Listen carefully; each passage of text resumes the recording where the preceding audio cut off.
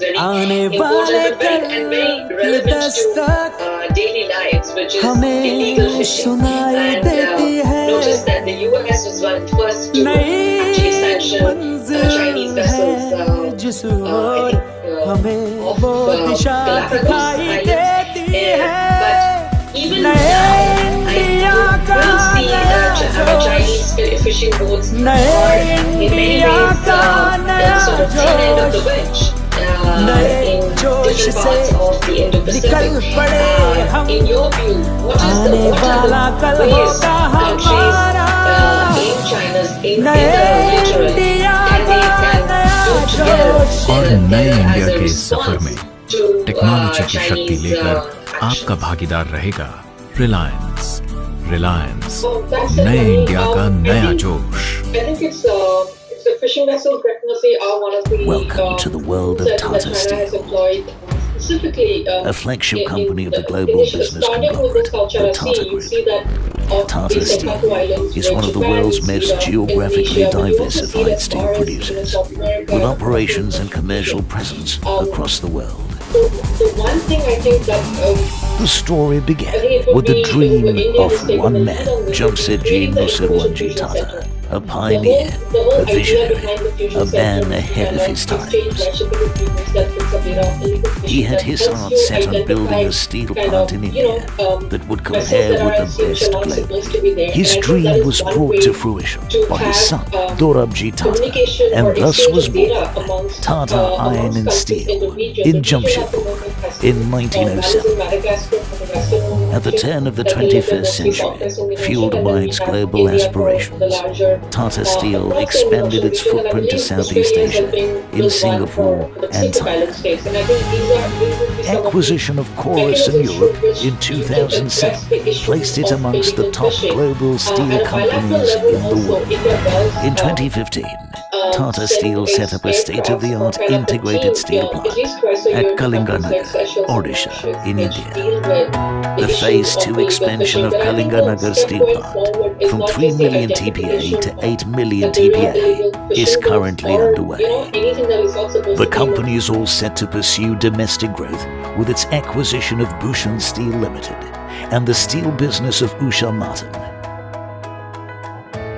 This forms part of the overall strategy to increase its India footprint, build capacity in long products, and enrich the product portfolio.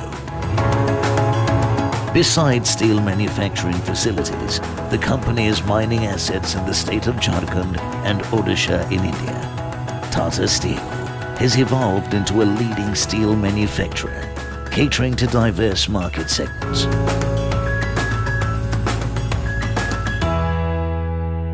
In its trend-setting journey, spanning more than a century, Tata Steel has contributed immensely towards the well-being of the planet and people. Guided by its vision to be the global steel industry benchmark for value creation and corporate citizenship, Tata Steel is poised to lead the future.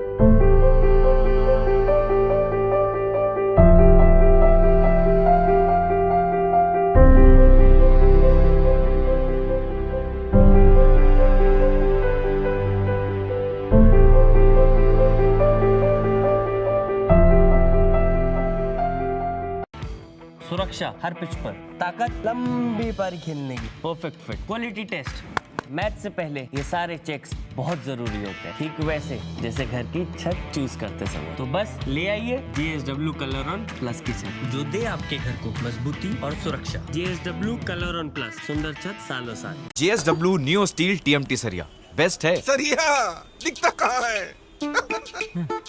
ये देखिए best quality. Chest guard है, दिखता कहाँ है?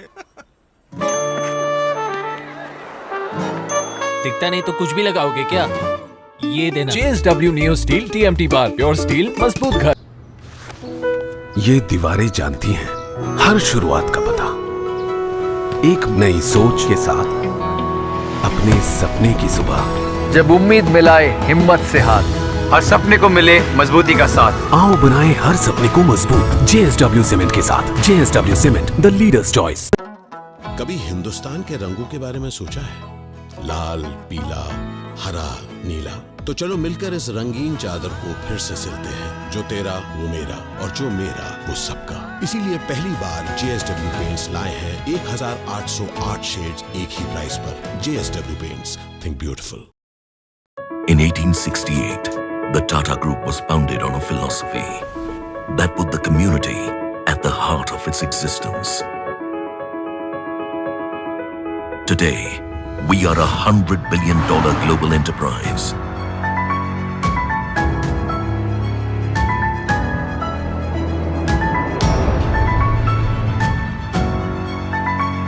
Our today has been built on enduring values.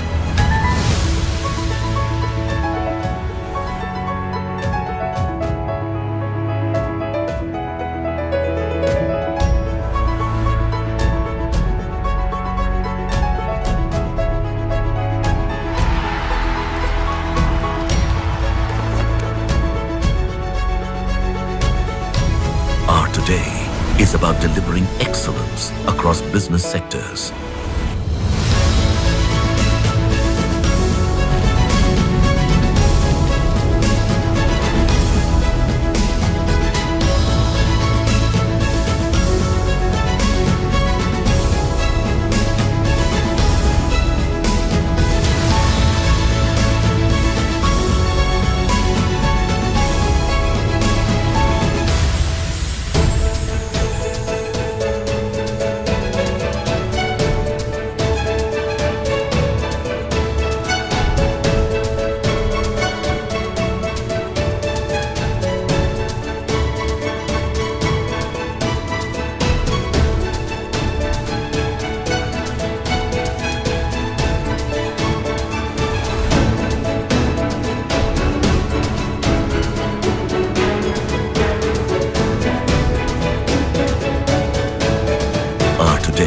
Is about building a future-ready nation.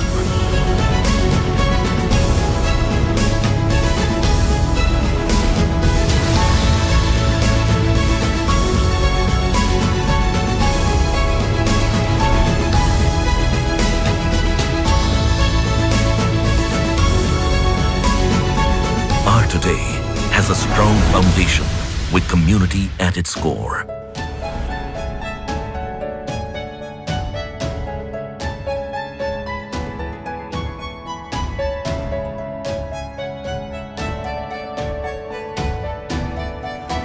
Our today is dedicated to the communities we serve.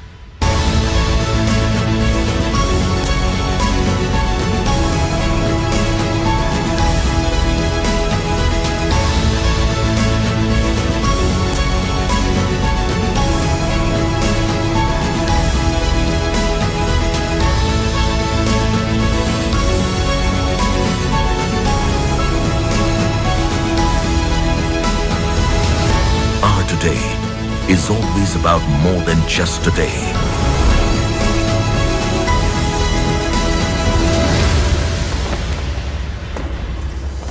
Our today is a continuous journey for a better tomorrow. Tata, leadership with trust.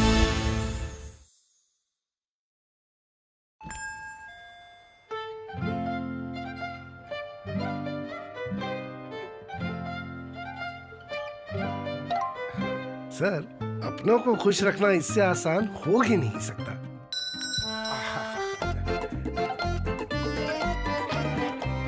साहब, अपनों को खुश रखना इससे आसान हो ही नहीं सकता।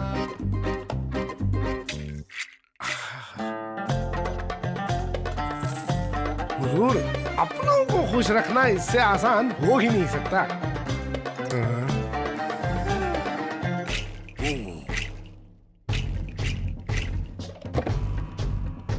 अपनों को खुश रखना इससे आसान। अपनों को खुशियां दिलाना आसान नहीं बनाते तो आगे कैसे बढ़ते। इसीलिए हम जो भी करते हैं उसे बेहतर बनाते आ रहे हैं, बनाते रहेंगे। Bajaj Finserv, think it done. आने वाले कल की दस्तक हमें सुनाई देती है, नई मंजिल है जिस ओर हमें वो दिशा दिखाई देती है। नए इंडिया का नया जोश, नए इंडिया का नया जोश, नए जोश से निकल पड़े हम, आने वाला कल होगा हमारा। नए इंडिया का नया जोश। और नए इंडिया के इस सफर में टेक्नोलॉजी की शक्ति लेकर आपका भागीदार रहेगा रिलायंस। रिलायंस, नए इंडिया का नया जोश। Welcome to the world of Tata Steel, a flagship company of the global business conglomerate, the Tata Group. Tata Steel is one of the world's most geographically diversified steel producers, with operations and commercial presence across the world. The story began with the dream of one man, Jamsetji Nusserwanji Tata, a pioneer, a visionary, a man ahead of his times. He had his heart set on building a steel plant in India that would compare with the best globally. His dream was brought to fruition by his son, Dorabji Tata, and thus was born Tata Iron and Steel in Jamshedpur in 1907. At the turn of the 21st century, fueled by its global aspirations, Tata Steel expanded its footprint to Southeast Asia in Singapore and Thailand. Acquisition of Chorus in Europe in 2007 placed it amongst the top global steel companies in the world. In 2015, Tata Steel set up a state-of-the-art integrated steel plant at Kalinga, Nagar, Odisha in India. The Phase 2 expansion of Kalinga Nagar steel plant from 3 million TPA to 8 million TPA is currently underway. The company is all set to pursue domestic growth with its acquisition of Bhushan Steel Limited and the steel business of Usha Martin. This forms part of the overall strategy to increase its India footprint, build capacity in long products, and enrich the product portfolio. Besides steel manufacturing facilities, the company has mining assets in the state of Jharkhand and Odisha in India. Tata Steel has evolved into a leading steel manufacturer, catering to diverse market segments.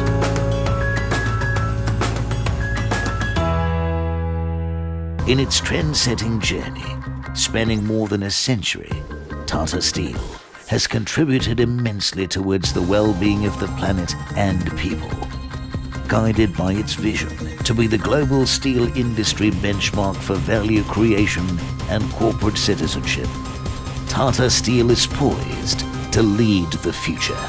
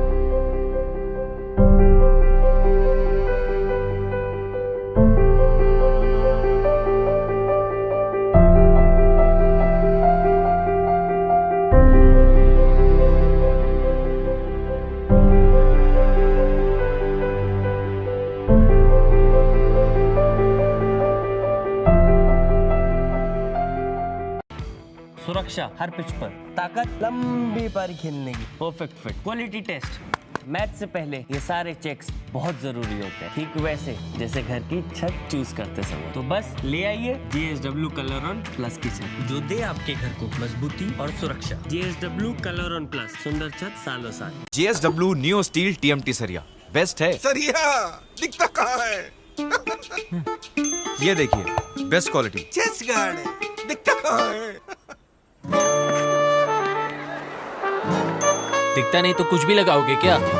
ये देना। JSW neo steel TMT बार, pure steel मजबूत घर। ये दीवारें जानती हैं हर शुरुआत का पता। एक नई सोच के साथ अपने सपने की सुबह। जब उम्मीद मिलाए हिम्मत से हाथ, हर सपने को मिले मजबूती का साथ। आओ बनाए हर सपने को मजबूत JSW सीमेंट के साथ। JSW cement, the leaders choice. कभी हिंदुस्तान के रंगों के बारे में सोचा है? लाल, पीला, हरा, नीला। तो चलो मिलकर इस रंगीन चादर को फिर से सिलते हैं। जो तेरा वो मेरा, और जो मेरा वो सबका। इसीलिए पहली बार JSW पेंट्स लाए हैं 1808 शेड्स एक ही प्राइस पर। JSW paints, think beautiful. In 1868, the Tata Group was founded on a philosophy that put the community at the heart of its existence.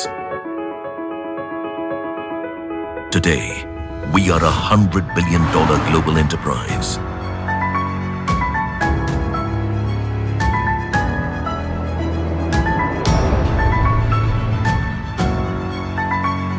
Our today has been built on enduring values.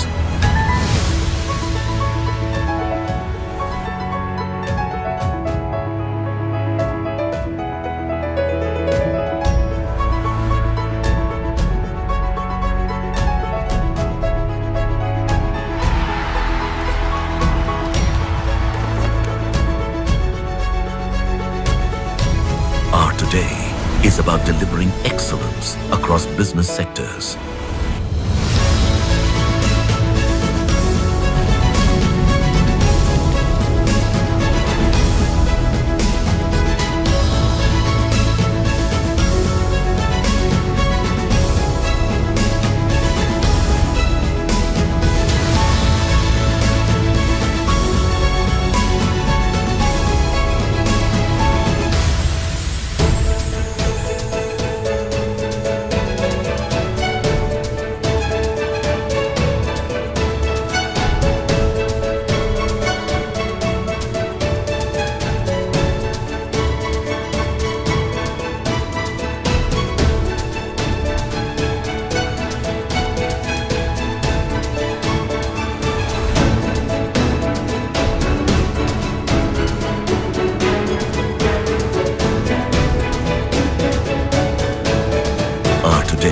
Is about building a future-ready nation.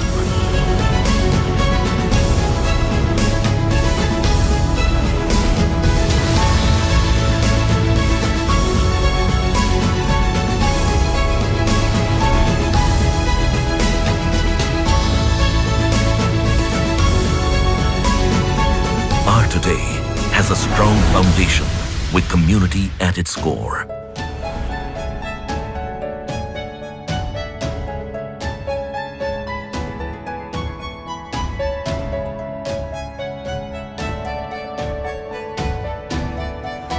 Our today is dedicated to the communities we serve.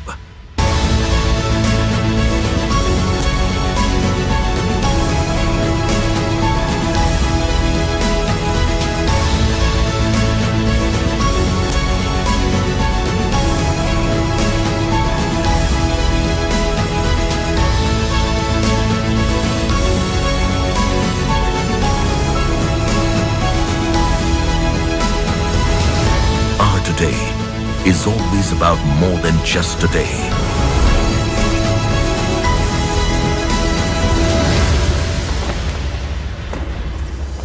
Our today is a continuous journey for a better tomorrow. Tata, leadership with trust.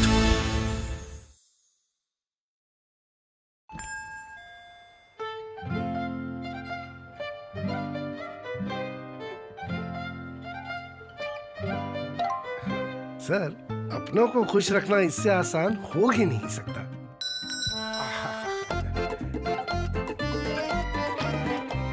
साहब, अपनों को खुश रखना इससे आसान हो ही नहीं सकता।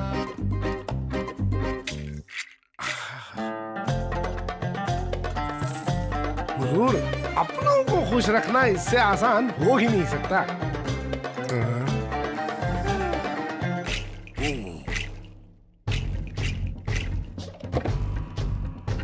अपनों को खुश रखना इससे आसान। अपनों को खुशियां दिलाना आसान नहीं बनाते तो आगे कैसे बढ़ते। इसीलिए हम जो भी करते हैं उसे बेहतर बनाते आ रहे हैं, बनाते रहेंगे। Bajaj Finserv, think it done. आने वाले कल की दस्तक हमें सुनाई देती है, नई मंजिल है जिस ओर हमें वो दिशा दिखाई देती है। नए इंडिया का नया जोश, नए इंडिया का नया जोश, नए जोश से निकल पड़े हम, आने वाला कल होगा हमारा। नए इंडिया का नया जोश। और नए इंडिया के इस सफर में टेक्नोलॉजी की शक्ति लेकर आपका भागीदार रहेगा रिलायंस। रिलायंस, नए इंडिया का नया जोश। Welcome to the world of Tata Steel, a flagship company of the global business conglomerate, the Tata Group.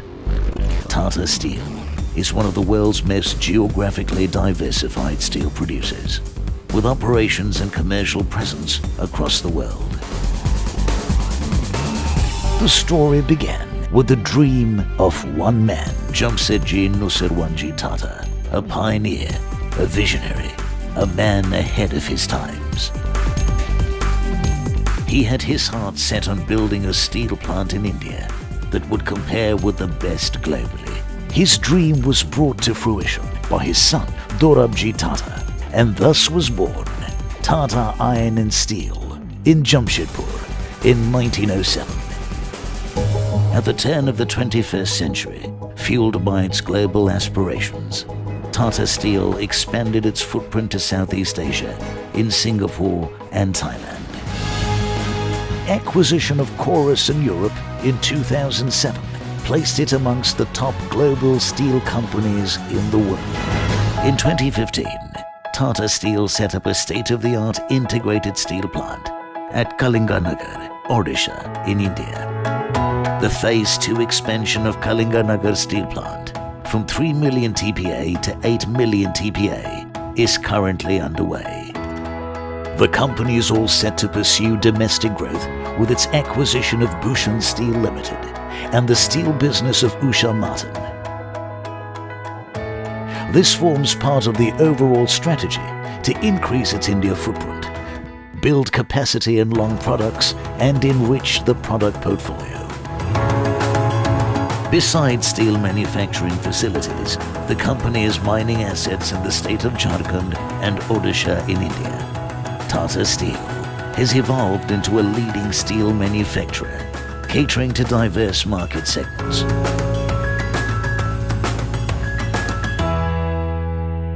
In its trend-setting journey, spanning more than a century, Tata Steel has contributed immensely towards the well-being of the planet and people.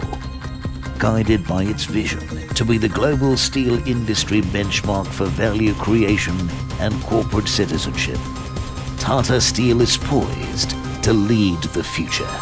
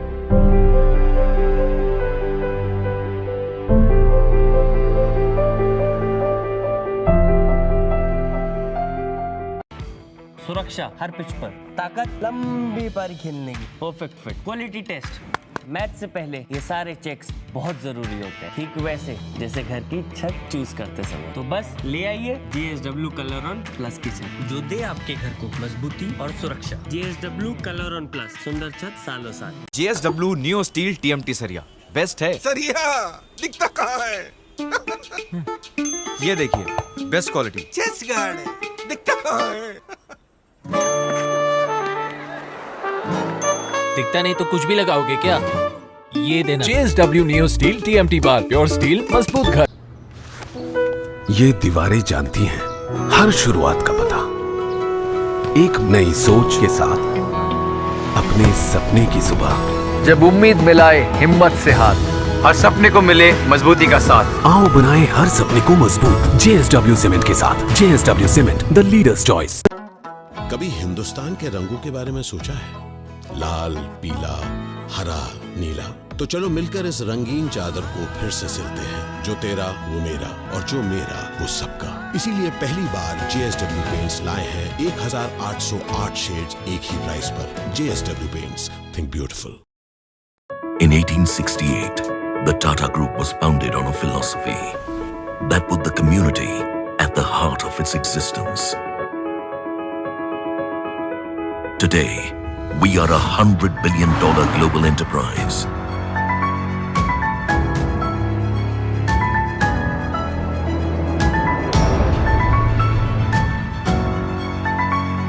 Our today has been built on enduring values.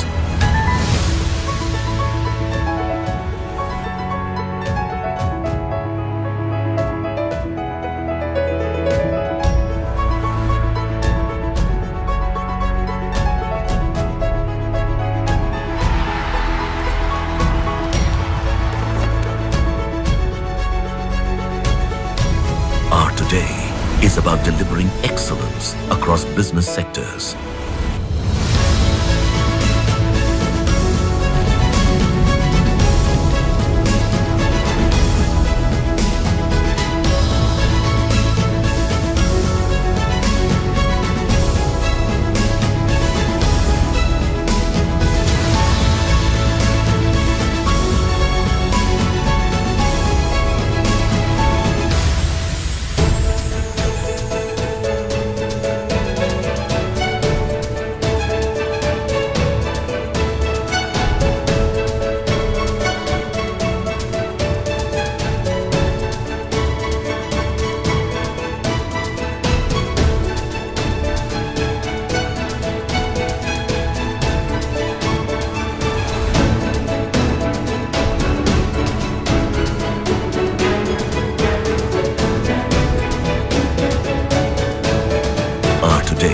Is about building a future-ready nation.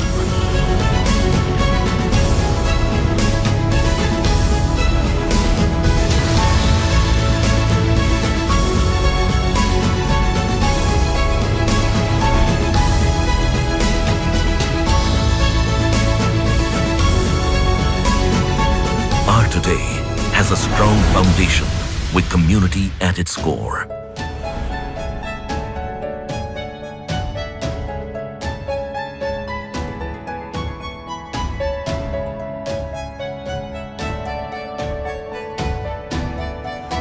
Our today is dedicated to the communities we serve.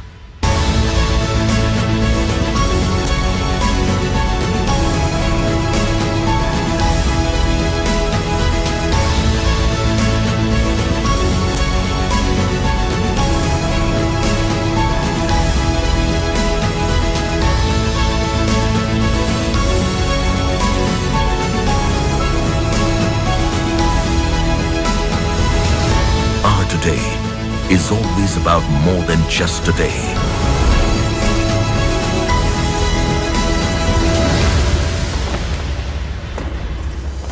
Our today is a continuous journey for a better tomorrow. Tata, leadership with trust.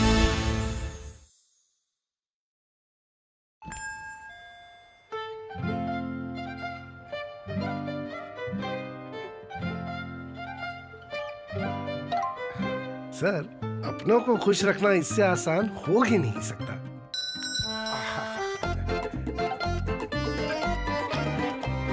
साहब, अपनों को खुश रखना इससे आसान हो ही नहीं सकता।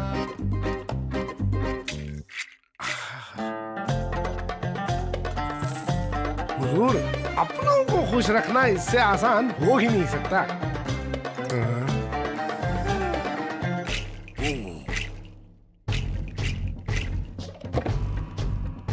अपनों को खुश रखना इससे आसान। अपनों को खुशियां दिलाना आसान नहीं बनाते तो आगे कैसे बढ़ते। इसीलिए हम जो भी करते हैं उसे बेहतर बनाते आ रहे हैं, बनाते रहेंगे। Bajaj Finserv, think it done. आने वाले कल की दस्तक हमें सुनाई देती है, नई मंजिल है जिस ओर हमें वो दिशा दिखाई देती है। नए इंडिया का नया जोश, नए इंडिया का नया जोश, नए जोश से निकल पड़े हम, आने वाला कल होगा हमारा। नए इंडिया का नया जोश। और नए इंडिया के इस सफर में टेक्नोलॉजी की शक्ति लेकर आपका भागीदार रहेगा रिलायंस। रिलायंस, नए इंडिया का नया जोश। Welcome to the world of Tata Steel, a flagship company of the global business conglomerate, the Tata Group. Tata Steel is one of the world's most geographically diversified steel producers, with operations and commercial presence across the world. The story began with the dream of one man, Jamsetji Nusirwanji Tata, a pioneer, a visionary, a man ahead of his times. He had his heart set on building. We are live, sir.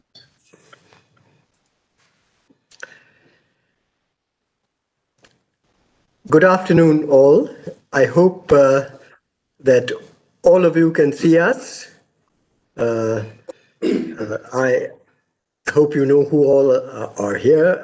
There's essentially my distinguished colleague, former colleague, Dr. Subbarao, and myself going to start a conversation in a few seconds. Before that, allow me to welcome everybody to this session of the Partnership Summit of CII. Let me begin by thanking all the organizers for inviting me to this session, and for not only inviting me, but giving me the very special pleasure of getting together on this platform with someone I've known, I was calculating, for about 28 years, Dr. Subbarao, I think roughly that. And I count him as one of my valued friends. So it's a special pleasure. As all of you know, he was the governor of the central bank, that is Reserve Bank of India, between 2008 and 2013. And before that, he was finance secretary to the government of India. So we have it's going to be a great opportunity for us to interact with him. Now, before I start with my first question to him, if I can just say a few remarks. As you know, the title of this session is COVID and Monetary Policy in the context of the COVID challenge. In India, the COVID and the COVID-triggered lockdown led to a pretty substantial decline in the GDP in the first quarter of our fiscal year, which runs from April. It was 24%, and I think amongst G20 countries that may well have been the highest. And along with it, there was a massive employment loss as well, which I think has recovered to some extent, but far from where we would like it to be. Since then, we've had a pretty smart recovery in the second quarter, that is the quarter from July to September. GDP is still below what it was a year ago by about 7.5%, but compared to 24%, that's a pretty good recovery. And what's more, the central bank, today's central bank, Reserve Bank of India, expects that in the second half of the year, that is in Q3 and Q4 of this fiscal year, India's GDP should essentially recover to pre-COVID levels. That is, the year-on-year growth rate will be marginally positive. Now, I think, personally, by the way, let me say, if I may, that I consider that particular projection from the RBI to be a little on the optimistic side, but that's just a personal thought. Now, I think that most people that I know, at least, would agree that the three main sources of this fairly smart recovery from what was a pretty deep decline in output is due to three kinds of reasons. First, of course, it was because the lockdown, and India had a strict lockdown for about 10 weeks until the middle of June, was lifted in phases from then. And I think that has been a major source of the return of the supply side, that is, the rebound of output. The other two major factors, of course, were the monetary policy of the RBI, which was extraordinarily expansionist, both in terms of what happened to interest rates, as well as quantity variables like supply of money, liquidity, and so forth. And the third was the fiscal policy of the Government of India, where the deficits of the central and state governments expanded very sharply, essentially due to huge loss in revenue in the first quarter and continuing to some extent in the second quarter. And that acted as a very substantial automatic stabilizer to the system. Now, against that background, Dr. Subbarao, if I could ask you my first question, would you help us on this session by summarizing, from your perspective, the highlights of the Reserve Bank's monetary initiatives and policies during the last 9 months to combat this unprecedented situation? Thank you, Shankar. And from my own side, I want to say that it's wonderful to reconnect with you. I want to say thanks to the CII organization for making me part of this partnership summit. To come to your question on the RBI's monetary policy actions over the last 9 months, I want to begin by saying that this has been an extraordinary and unusual crisis. In the event, I believe the Reserve Bank of India acted with alacrity, responded efficiently, effectively, and preemptively to what's been an unprecedented and simultaneous demand surge. Like central banks around the world, the Reserve Bank invoked the playbook of the 2008 financial crisis and extended that and adapted that to respond to this situation today. Everyone has their own way of putting the Reserve Bank's action in the schematic or rationale, so I'll put across my own. I believe there were 4 elements to the Reserve Bank's action. The first was an extraordinary injection of liquidity through several means, cutting the CRR, cutting the forbearance on the SLR, open market operations, expanding the access to the marginal standing facility. So an extraordinary amount of liquidity into the system. There are 2 measures of that. One is the banking system's 6.5 trillion rupees, which is entering the repo window every day these days.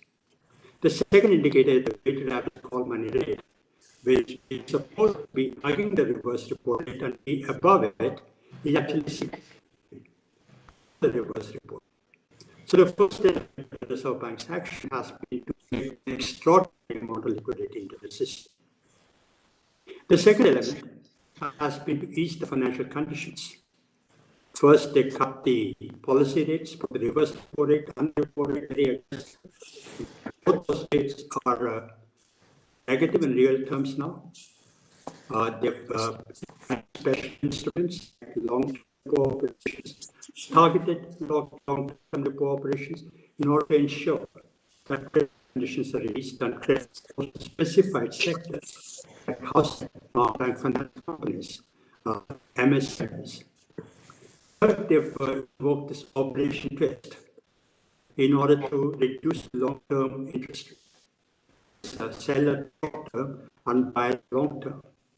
Then given some cushion to the banks by way of flexibility or moratorium, not moratorium, forbearance on capital buffer, counter-cyclical buffer. And they have operated, intervened in the government bond market. So all these operations meet financial conditions.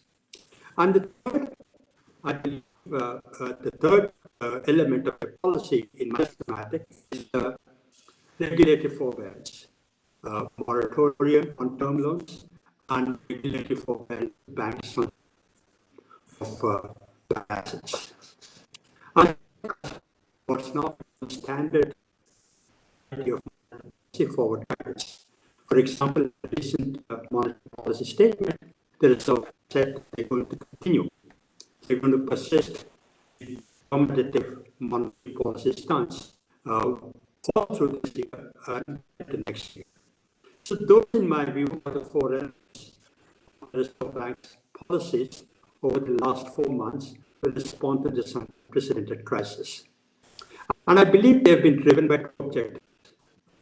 The first objective is to preserve financial stability, inspire confidence in the economy, prevent an economic crisis from turning into a financial crisis. And the second objective has been to drive trade flow to productive sectors of the economy. In the event, I believe the Reserve Bank has been quite successful in preserving stability, but also successful in driving credit. Simply because they're reluctant to lend today, not because interest rate is too high, not because there's not enough liquidity, but in principle, there's an extraordinary amount of banks are willing to lend for the risk cappers because of all the bad loans, and indeed, corporates are unwilling to borrow. So I believe the Reserve Bank is quite successful achieving its first objective of preserving financial stability, but not so successful in the bad loan situation, the crisis, not so successful in driving credit to productive sectors. I'll stop there. Thank you. Thank you. Thank you very much, Subha, if I can call you that, if you don't mind, because of our longest association.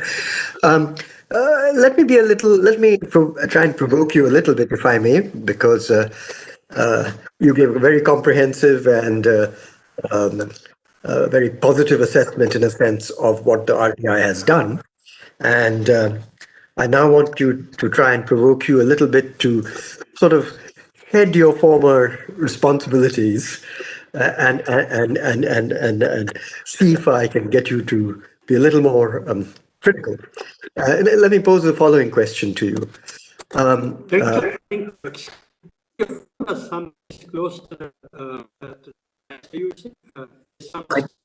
Is there?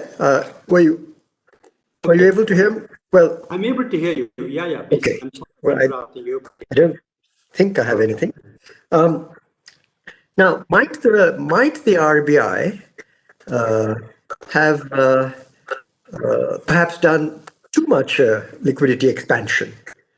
And I pose that question bearing in mind three thoughts. First, how do we assess whether the expansion has been too much, too little, or just right? That's one. Second, another area, you mentioned some areas in which the RBI had not quite achieved its objectives.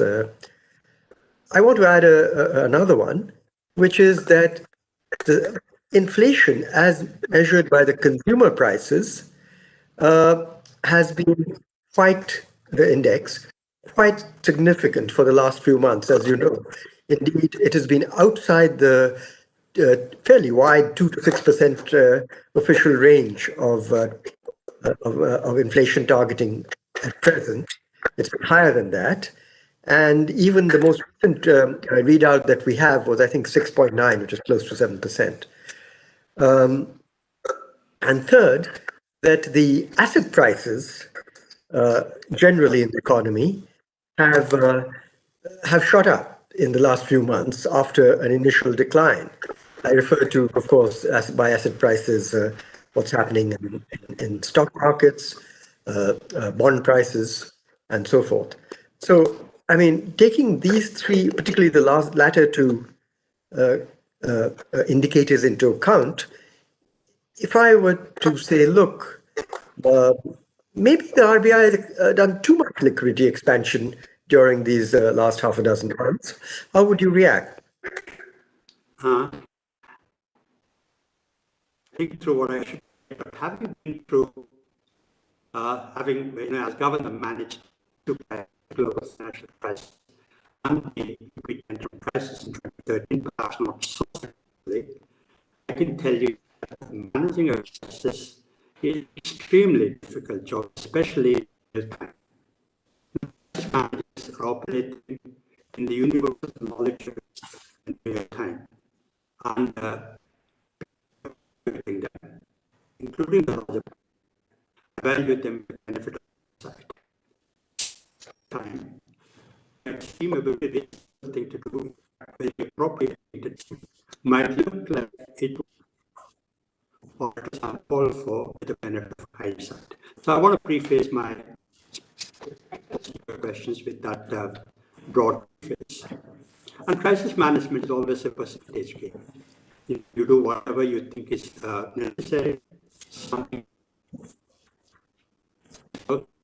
also well, but you err on the side of too much rather than on doing little, because that's a lesson of experience.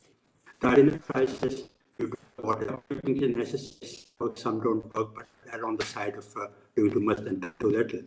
So if you take that broad picture into account, you find that the Reserve Bank has actually acted appropriate and appropriate in the historical context. You mentioned three things. Liquidity. There's an extraordinary amount of liquidity today, as I said, weighted call money rate of the repo rate. And I believe that this bank is doing quite deliberately in order to confidence in the system, in order to maintain credit flow. It is true that if this policy is continued for long, it will lead to mispricing of risk and it will financial stability. The judge for the Bank of India is to make the correct call at the appropriate time and withdraw this liquidity at the appropriate time.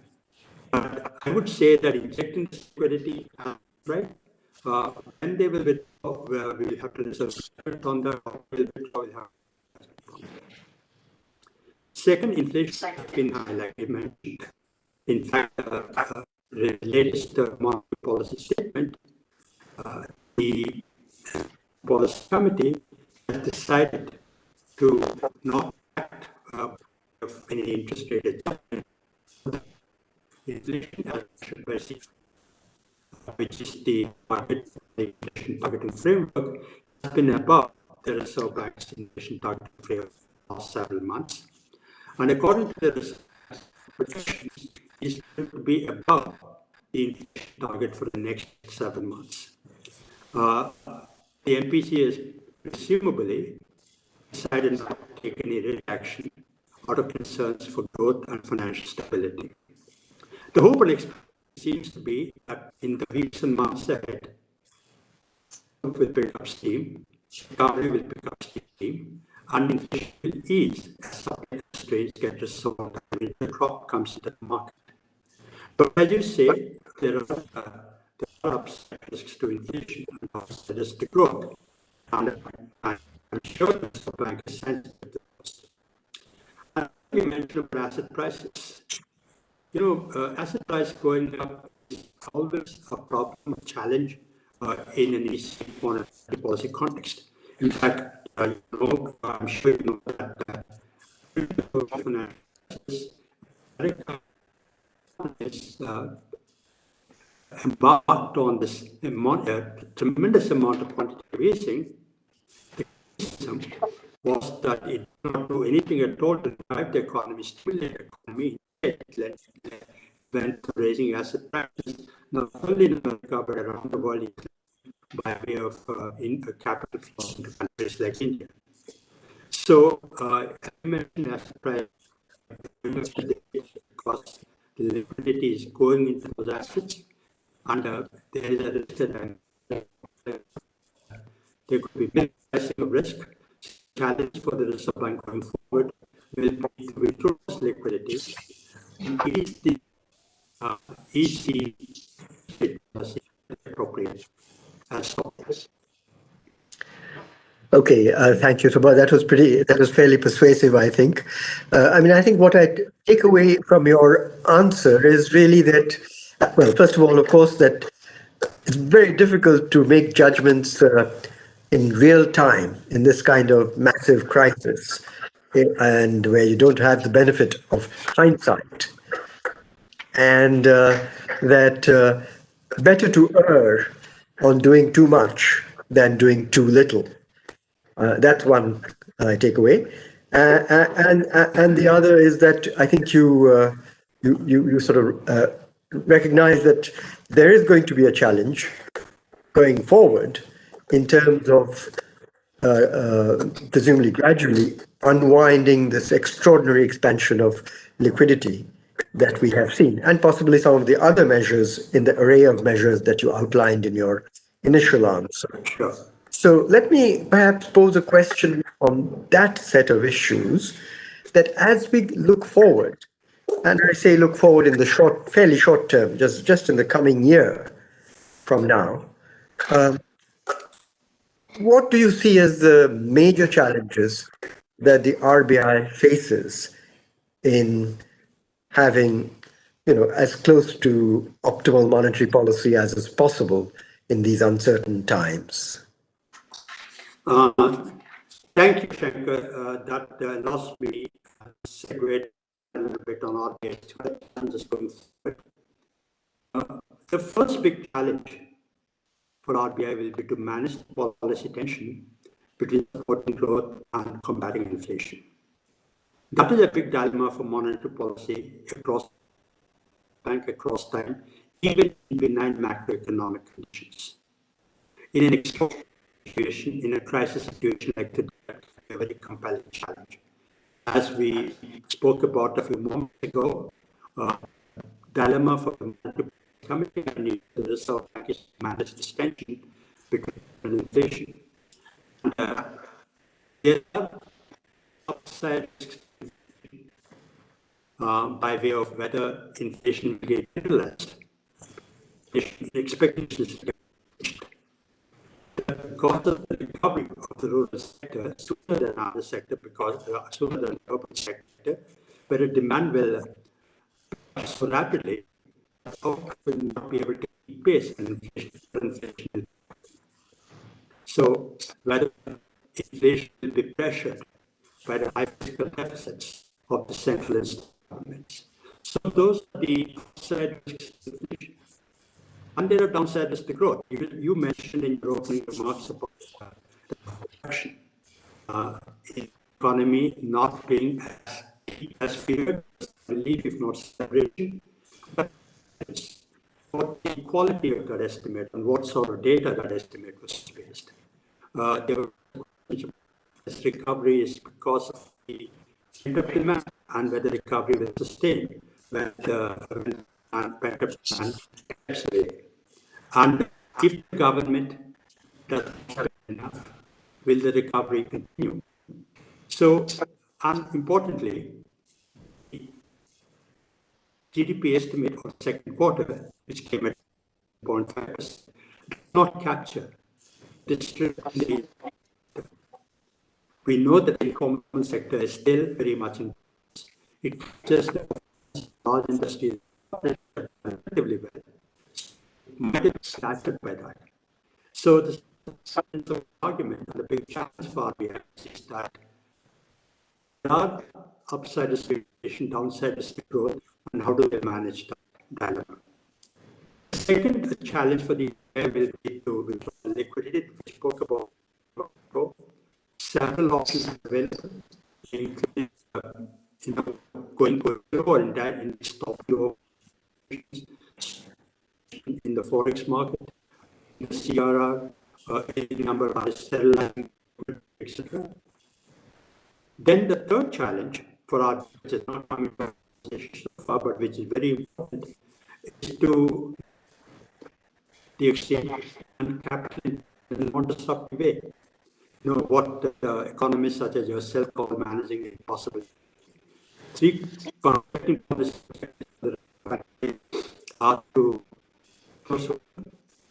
for capital inflow, keep inflation under check, and restrain appreciation. And we know from the impossible trinity that it is not possible for a central bank to guard on all these three objectives at the same time.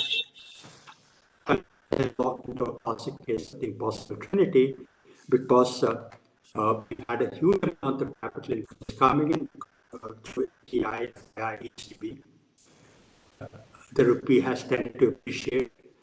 I don't keep tab of the numbers, but analysts who keep tab of the numbers say that the Reserve Bank at the beginning of this fiscal year has absorbed as much as $90 billion to prevent appreciation. Whether the bank will be able to maintain or continue with this in the forex market to restrain rupee appreciation, and at the same time, they've got to keep inflation under check. So that's the third challenge we are going forward. And the fourth challenge is government debt. So the governments, both the center and states, are going to borrow huge amounts. The fiscal deficit, which was budgeted at about 6.5%, is probably will double that. There was a view a few months ago that the Reserve Bank may have to directly monetize the deficit because there's not enough savings in the economy to finance government borrowing or something. It may not come to pass because computer circumstances. We had a current account surplus. The current account surplus of the type you have the former, but still generated savings, and savings have come through the capital account. So because of those savings, we do not have to monitor the deficit. These circumstances will not be. We will probably have a current deficit. We will have a current deficit. Sector will save that and continue to borrow. Deficit next year be above the United States. So that's another for the Reserve Bank, managing government. So to summarize, manage the growth in policy element, manage the call of liquidity in a orderly way, manage the impossible trinity, and manage government debt. Those are going to be the challenges in the Reserve Bank forward. That's quite a plate full of challenges, Subha, for your successor. So I think you're enjoying yourself. I'm sorry? No, when you're outside the system, it's easy to talk about challenges. Yes, exactly. And it's as you said yourself, that it's a bit different from when you're in the hot seat. I wondered if I may take up one of those things a little bit, because there's been some sort of slightly critical remarks in the sense that whereas the RBI, I agree with you, rightly did not go down the path of going back on earlier reforms and directly allowing the government to borrow, as it used to do under the famous ad hoc treasury bills some quarter of a century ago. Is it possible to interpret some of the massive expansion of liquidity as facilitating what you might call indirect financing of the government deficit? Or is that being too churlish? No, in current circumstances here, I think you'll be right in interpreting as extraordinary liquidity action, especially market operations, to support government borrowing, for fear that if RBI did not do that, yield spikes so high, financial is something that they cannot afford when confidence in the economy, in the financial system is already quite low. So this year, I think it'll be quite appropriate to interpret RBI's action supporting government's borrowing so much in their responsibility as a debt manager, but by way of discharging responsibility as preservers and keepers of financial stability. If the RBI had to directly monetize the deficit, that you said involving the reforms of several years past, there would be quite a loss of credibility, no matter because credibility on reforms can be quite damaging in the long run. Reasons that I indicated not have to do. Right. However, I think it's very important for RBI to maintain the signal that when it intervenes in the open market to buy or sell government bonds, action is informed entirely by liquidity considerations, by monetary policy considerations, not by considerations of cost of borrowing. That is, in the long term, an equilibrium. But in the current extraordinary situation, I agree with you that the action of the open market was geared to ensure that it will not spike very high. But yeah, I see what you're saying. But could it be that as we look to the coming year, if there isn't, I mean, you mentioned that because of the extraordinary situation and the crash in revenues of governments, state and center, the combined deficit was double 6.5, let's say 13% of GDP or thereabouts. We don't know precisely, obviously, which is a fantastically large number by any yardstick, certainly by India's history. Now, if there isn't some consolidation in the coming year, perhaps by the natural process of revenues bouncing as GDP bounces upwards, but if, to my mind, there is some danger that, yes, the revenues might come back up. And I'm pretty confident on that score because the GDP is bouncing, and in fact, in the coming year would be quite strong growth, purely on low base reasons. And there'll be some inflation. So you might get nominal growth in GDP in the coming year of somewhere in the order of 15, 16%. So there's every reason to hope that the revenue side will look quite buoyant. But if, there's always pressures for more expenditure for various reasons, whether it's public health or defense or this or that, always good reasons for spending more on the side of the government, as we all know.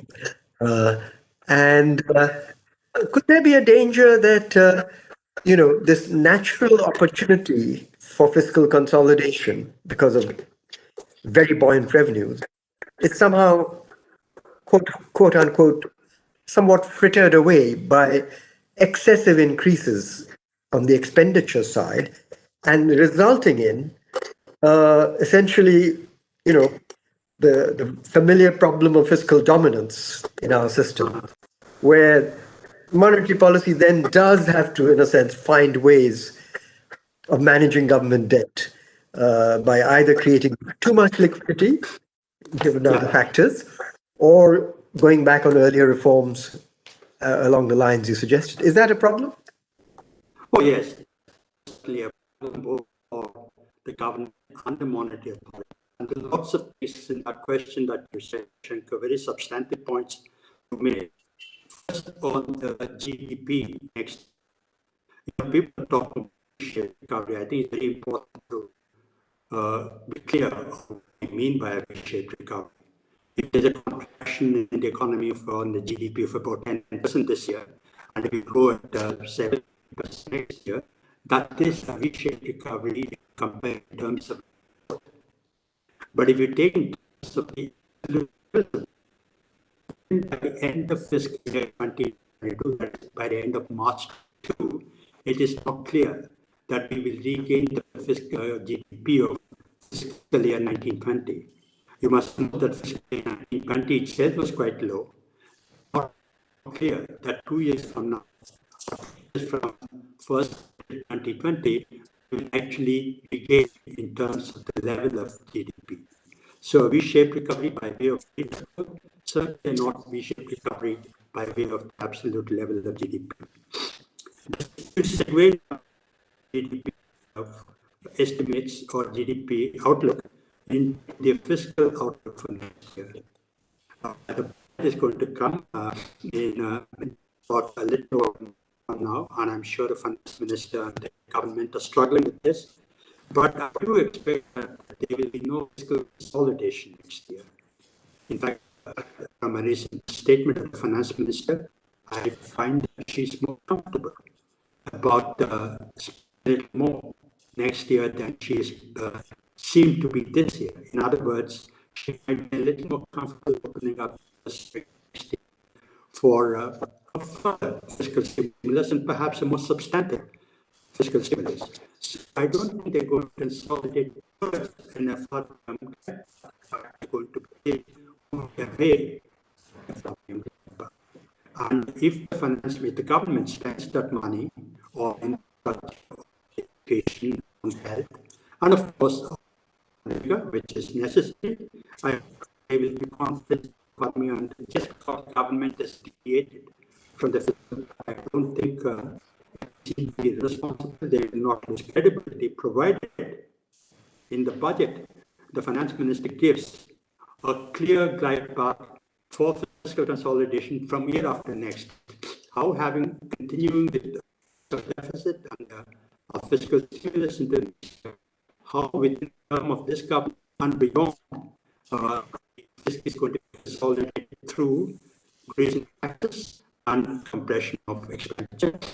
If I were to advise the finance government, I would say the most important is to reduce what we call the revenue deficit, and for that, the government has expenditures. All the colleagues of the finance minister will go I thought, but I believe it's very important to do that, and the finance minister must use this crisis as an opportunity to embark on politically difficult fiscal reforms.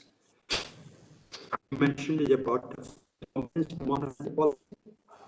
I believe it's inevitable. Monetary policy in our country has, regardless of all the reforms so far, still under fiscal dominance. It is the government and how much is going to borrow, and the sovereign in some sense just accommodate that as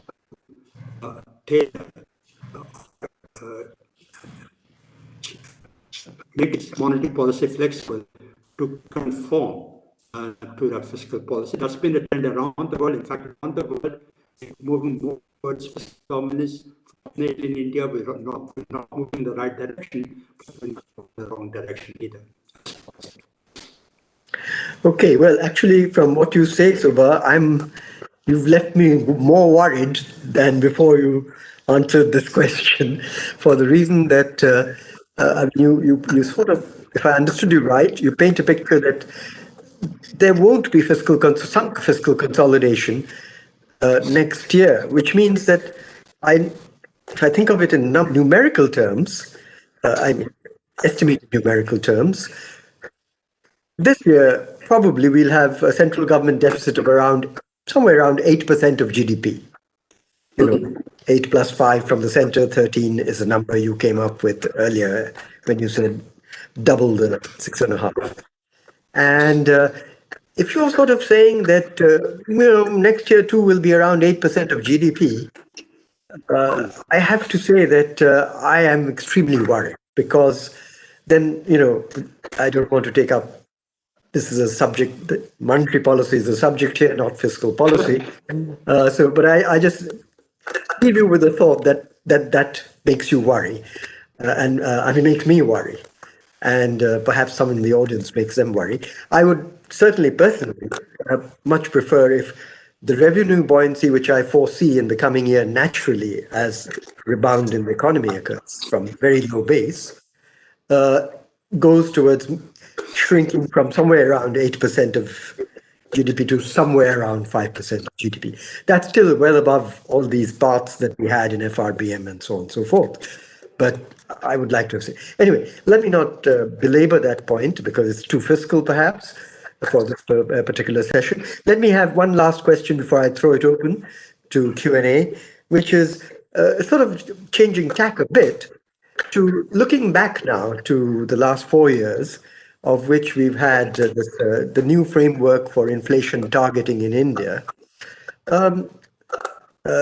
What are your thoughts? Look, this subject was very much on the boil when you were governor, and you will recall that you had already inherited from your predecessors the advisory group on technical advisory group on monetary policy of outsiders and so forth, which is very far from the MPC, but it was a precursor.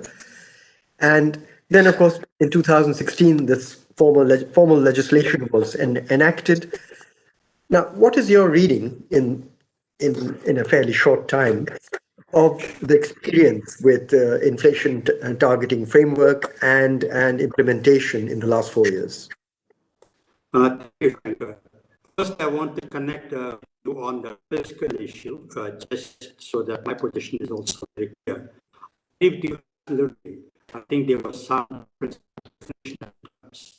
this year fiscal deficit will be probably 7% deficit, is saving higher. The government of India has had a higher to meet from revenue by way of fiscal stimulus. So the additional goes to meet those needs. Next year, you're right, it won't be 7-8%. I said it won't be fiscal consolidation. I mean, that it will not meet a glide path, whatever was indicated for 2022. It will still be deviating from that. So I said, fiscal consolidation was indicated for that we will continue to deviate from the FRBM glide path and the finance minister in the budget as she launches this. The choice will be to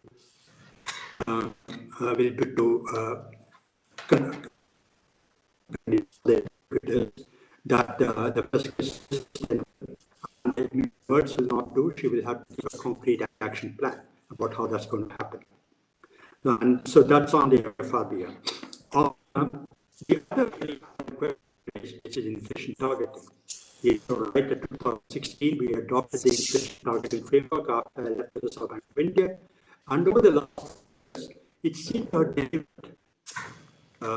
Inflation was quite low, or not in the tolerance band, most of the time around the 10.4%. A lot of people ascribe that as an indication of the inflation targeting framework without realizing that over the last 4 years, inflation targeting framework has not been tested really. Because the domestic and local circuit quite defined, not threaten inflation in any special way. The first time after the inflation targeting framework has been used, the first time in this crisis, the inflation targeting framework is being tested when inflation is consistently above the tolerance band and growth is contracting.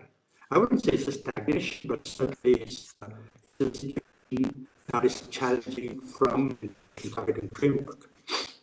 Based on this experience, I wouldn't say that we should criticize inflation target. I don't think we should do that. We should do that. But when the inflation target framework comes up for review next year, we'll have to think along how to reformulate it and meet our circumstances. I can think of several things. For example, the cost opportunity I talked about. When you have high inflation, but you have capital flows coming in, what does the RBI do? Do they tighten? Do they loosen? Do they intervene in the forex market or not? When the requirements of inflation management, requirements of management, what does RBI do? That the inflation targeting framework does not give sufficient flexibility today to manage such a situation. Again, we're seeing, for example, operating just on the repo rate, where the Reserve Bank of India, quite independently of the MPC, is operating on the reverse repo rate as well as on the liquidity. So it's quite possible, I wouldn't say absolutely not, but it's quite possible that we will have a situation where the MPC does something, and the RBI instruments available to it and not available to the MPC counteracts what the MPC has done. So I believe we need to fix that. And most importantly, I think we need to get better understanding of the impact of the report on inflation. Inflation in India, a complex country like this, is a function of several variables. And we need to control that reverse. Report rate is only just one of the main variables.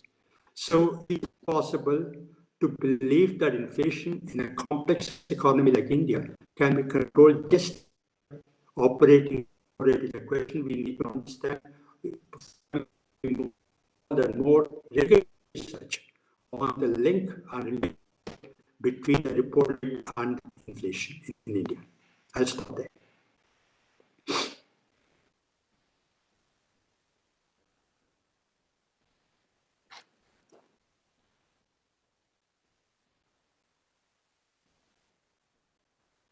Shankar, I can't hear you. Yeah, they muted me there somewhere. So let me repeat what I said, which is that thank you for that very comprehensive answer, Subha.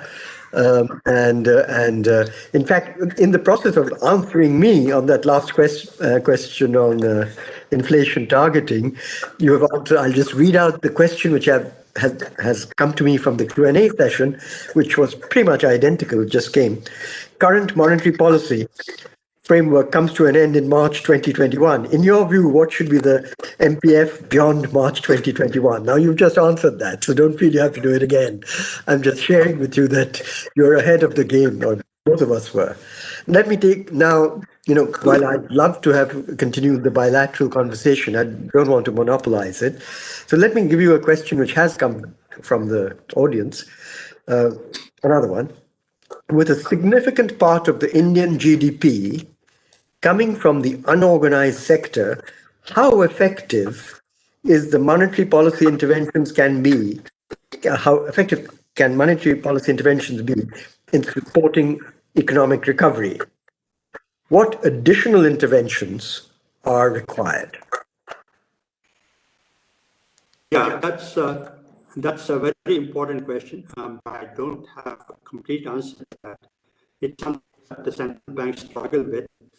But given that the economy is unorganized, especially in a country like India, where 80% is organized are in the informal sector, what can monetary policy do? I believe the central mandate of monetary policy is to maintain price and low steady inflation. That is for the poor people, income people, much more important for the well-off people. Because inflation is a tax. It hurts the poor people more than it hurts well-off people. So if the Reserve Bank is successful in maintaining price stability, maintaining low and steady inflation, I believe monetary policy can be seen to be discharging its responsibility to towards the informal sector, towards the low-income groups. So I do understand that some people say that the Reserve Bank should be quite impassioned about the distributive consequences of their policy. They must be very professional and do what is required without worrying about which economy or society is benefiting more than the others. I don't subscribe to that view. I believe central bank, particularly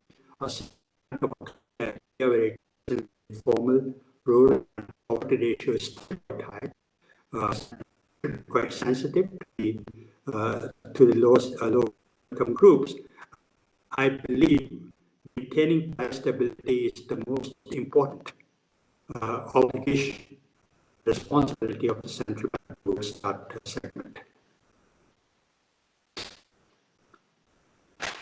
Is that a complete answer to the question, or is there part of the question I have not answered? No, well, I said I had to unmute myself, which I was omitting to do, so it's my fault. I said thank you very much for a very comprehensive answer, Subha, and I think I fully appreciate the logic of what you said. I hope the person who asked the question feels the same way, but I'm not able to directly communicate with that person, so I don't know. Let me, while I wait for more questions to be sent by the organizers from the audience, just slip in another one to you. We haven't in our conversation today, a very rich conversation from my perspective, we haven't talked about the international dimension of monetary policy in this particular crisis. I mean, that was very much upfront at the time when you were handling, as governor, the so-called global financial crisis. Here, today at least so far, we've very much focused on it from a domestic or Indian perspective. Of course, you gave the hints that there are spillover effects already happening when you mentioned that capital flows, there had been a bit of a surge, both of a portfolio nature as well as the sort of DFI nature. And so let me ask the question frontally. What are your thoughts in this particular crisis of the extent and, if you like, the extent of the interconnections internationally from the monetary policy perspective? And also, do you sense any significant cooperation between major central banks in how they've gone about handling monetary policy in the context of the COVID plus crisis? That's a good question, something that I've thought about before. This crisis, central banks and governments are operating pretty much from the playbook of 2008 crisis. The corona financial crisis is different from the financial crisis in at least two important ways. The first is that the GFC, the global financial crisis of 2008, originated in America, sometimes because of leverage, exuberance, excessive risk piled up. So when the inevitable took place, when the financial sector came down, demand collapsed, growth slump, people lost their savings and wealth. And the financial crisis or the stress transmitted to the real economy. Whereas in this crisis, the corona crisis was caused by a pandemic which is inside the economic system. It impacted the real economy first. And because of the lockdowns and other measures taken by governments, the financial sector. So the route of transmission is important. The transmitted from the financial sector to the real economy, whereas the corona crisis is transmitted from the real economy, financial sector. That is solutions. The global financial sector in the global financial crisis, it was sufficient for central banks and governments to stability. There is no confidence in the financial system. by rescuing banks and financial institutions. Once that was done, the rest is in place. Whereas in this crisis, the root cause of the crisis is beyond central banks, indeed even beyond governments. The solution has to come from science, and hopefully we've seen over the last few weeks some sort of a solution coming back. So the solution comes, activates within the system, central banks and governments have to stand guard. So whereas in the financial crisis, central banks and governments were actually hands-on in restoring confidence and restoring stability to the financial system, this time around, they're more gatekeepers, ensuring that everything is stable till a solution comes from science. The second difference between the global financial crisis and this one is that the GFC originated in the subprime sector of the US and then transmitted across the world. The coronavirus, the COVID, originated in Wuhan, of China, and then transmitted across the world, but the similarities. For the global financial crisis, it is necessary and sufficient that financial stability will be restored in America for financial stability to be restored everywhere else, largely. In this crisis, every country is on its own. It doesn't matter if China has control, or Singapore has control, or Australia has control of the pandemic. As we in India are having a problem, we need to be this. We need to be looking at what's happening around the world, but the situation entirely on our own effort. So to that extent, I think this crisis management is different from the global financial crisis. And to come to the last part of your question, yes, there have been spillovers because of the extraordinary liquidity once again unleashed across economy markets. Part of it is coming by capital flows into countries like India. This time around, it's not a big problem so far because the rupee was overvalued. The Reserve Bank took that as an opportunity to increase the rupee. Indeed, even as our emerging market currencies have rebounded, the rupee has actually, on a trade-weighted basis, depreciated over the last, since the beginning of this fiscal year. So far, even though there have been spillovers, it's not been a problem. But as we spoke about earlier in the conversation, going forward, that could be a problem because the Reserve Bank's ability to intervene in the forex market to prevent appreciation of the rupee might be limited by concerns about controlling inflation. I'll stop there. Thank you, Subha. In the meantime, a couple of questions have come into me from the audience. So let me at least, in the limited time, pass on one. Then we'll do a second one if we have time. It goes as follows. Do you agree that in a globalized world economy, there is need for a global monitoring authority to promote global supervision and monetary cooperation, which could be effective during extraordinary times such as the pandemic?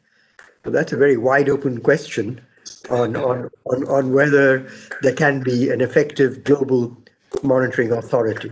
Over to you, Subha. Both an economic perspective and a political economy perspective, I don't think are in the realm of possibility. First, let's talk about the economic perspective. Monetary policy, although global spillovers, is essentially conforming to a mandate that we in India, the Reserve Bank of India, is mandated to maintain price stability in the country. And we cannot let that become hostage to a global situation. If it is the case, we have to accommodate higher inflation in order to restore financial stability or price stability elsewhere. We will not acquiesce that sort of thing. And indeed, possibility was extraordinarily possible. So I don't think, given that the mandate of a central bank is by definition national, global considerations or a global mandate possible. In other words, mandate override and the cost for nations collectively. So I think from a purely economic perspective, we will be coordinating to the extent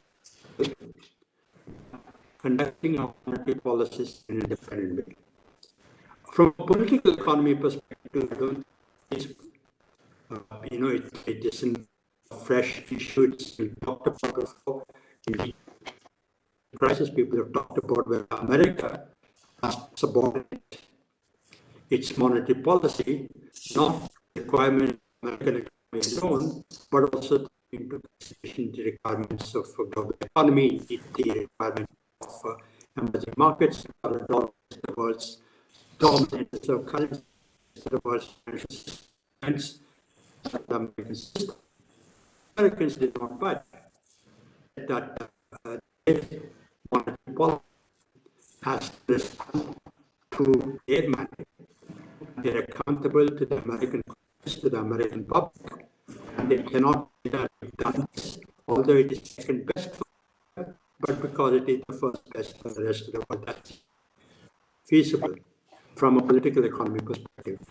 What we should do going forward is to try and improve coordination going forward, not enshrine it in a mandate, but to improve and institutionalize central banks between governments and central banks and governments across the board, like G20 or expand the G20, not make it another, but certainly it as inclusive as possible without compromising on effectiveness. Thank you. Thank you very much, Subha. Well, I certainly found it your answer very persuasive, and I totally agree with what you said. I hope the questioner was similarly impressed. There are several more questions waiting in the pipeline. However, I note from the watch or whatever it's called on my computer screen that we are at 4 o'clock, and I'd promised the organizers that I would, as the chair of the session, be punctual. So I think it's my bounden duty to sort of begin to bring this to an end. And first of all, Dr. Subba Rao and my old friend Subha, I must thank you for your participation and very fruitful and enormously rich participation in this conversation. I certainly have learned a lot, and I do hope that one or two of your successors were also listening. Perhaps they're too busy manning the front lines of the crisis. I don't know. And I hope that the audience found it as enjoyable and instructive as I did. So thank you very much. My thanks to the organizers, and of course my thanks to, from my perspective, the unseen audience for being there with us today. With that, let me bring this session to a close. Thank you all. Thank you.